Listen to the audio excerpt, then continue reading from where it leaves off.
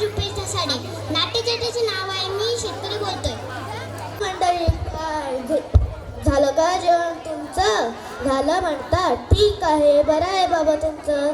ताटा जेवण येतं ते खाता, नाहीतर आम्ही म्हणजे भारताचा पोशिंदा.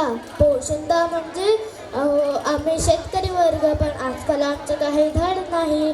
आजकाल तर चक्रीवादळ, त्याने नाही पोट भरलं तर निसर्गाकडून निसर्ग नावाचा वादळ आपल्याला भेटायला येतो. का तर म्हणे हा अरबी समुद्राकडून येणारा एक पाहुणा आहे. पण त्याचं पोट नाही भरत तर अजून लाटांवर लाट, सुनामी, लाटांचा थैमान, जणू समुद्र नृत्यच चालू आहे. यावर्षी सततच्या पावसाने तोंडात आलेला घास काढून घेतला. आजकाल शाळेत शिक्षकांनी आम्हाला सर्वांना ऋतू आणि त्यांचा काळ शिकवला. म्हणे पावसाळा 4 महिने, जून ते सप्टेंबर. पण यावर्षी पावसाळा मे पासून अगदी ऑक्टोबरपर्यंतच पडत राहिला. एकीकडे देव देतो आणि निसर्ग कर्माने येतो असे आपण म्हणतो, पण ते खोटं, साप खोटं. देव देतो आणि कर्माने निसर्ग नेतो असे आणि सरकार आश्वासाने देतो. शेतकरी पूर्ण घाम काढून शेतात राबतो आणि पीक काढण्याच्या वेळेला निसर्गाकडून अनेक अनोळखी पाहुणे भेटायला येतात.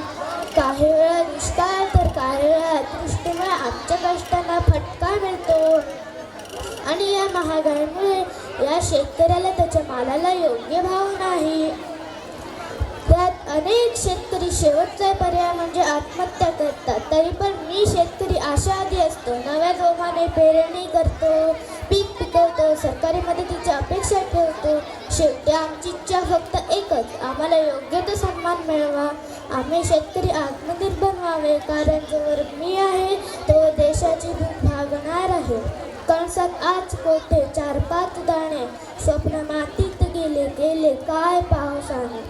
बांधावरी बसली पाहती मायबाप, नुसते राहावे किती उपाशी सांगावं लेकरांनी. डोळ्यात आसवाचे होते रोज दाटे, पाहिले फांदीवरून जेव्हा डोळ्यात पाखराने. सांगू कुणाला व्यथा मनातल्या, जो तो म्हणतो सांगू नको. गाऱ्हाणे. धन्यवाद.